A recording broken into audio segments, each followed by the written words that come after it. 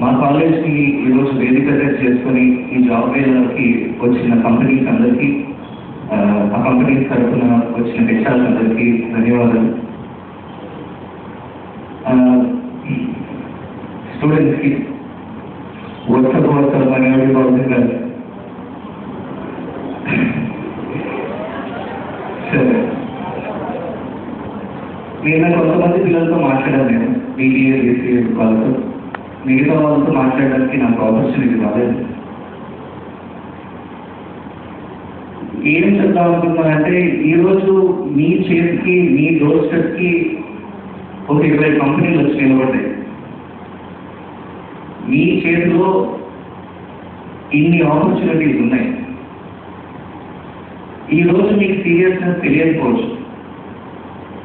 రేపు చేతిలో రెజ్యూమ్లు పట్టుకొని ఊర్లో పడి తిరుగుకుంటూ, కంపెనీలో పడి తిరుగుకుంటూ, వాళ్ళకు మెయిల్స్ చేసుకుంటూ, వీళ్ళకు కాల్స్ చేసుకుంటూ, బ్యాక్ డోర్లని, ఫేక్ సర్టిఫికేషన్లని, అదని ఇవని. ఈరోజు మీరు చదువుకుంటున్నారు, ఇంట్లో మీ మీద ఏం ప్రెషర్ ఉండదు. పిల్లలు చదువుకుంటున్నాడు, పాప చదువుకుంటున్నాడు అని వదిలేస్తారు. ఒక్కసారి మీరు గ్రాడ్యుయేట్ అయిన తర్వాత చేతిలో ఉద్యోగం లేకపోతే 2 సమస్యలు, అమ్మాయిలకి అయితే ఒకటి, అబ్బాయిలకి అయితే ఒకటి.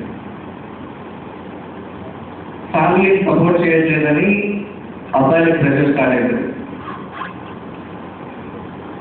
వయసు వచ్చింది, పెళ్లి చేసేద్దామని అమ్మాయిలకు స్టార్ట్ అవుతుంది. ఈ రెండింటినీ తప్పించుకోవడానికి లేదా దీన్ని సాల్వ్ చేసుకోవడానికి ఒకటే ఒక సొల్యూషన్ మీ దగ్గర, ఉద్యోగం చేయడం. మీ నాన్నకి వయసు అయిపోతుంటారు, అమ్మకి వయసు అయిపోతుంటారు. ఇద్దరు ఉద్యోగం చేసి మిమ్మల్ని పోషించే పరిస్థితిలో ఉండకపోవచ్చు. మీరు సంపాదించాలి, అప్పుడు ఎవరు ఉద్యోగాలు ఇవ్వడు, అప్పుడు ఎవరు మిమ్మల్ని పిలిచి ఉద్యోగాలు ఇవ్వడు. ఈరోజు మీరు 10,000 జీతము, 15,000 జీతము అన్నాయి. నా స్టేటస్ ఏది, నా లెవెల్ ఏది, నేనేది 15,000 పనిచేసేది ఏది అన్న ఫీలింగ్లో మీరు ఉంటారు. ఇది తప్పు కాదు.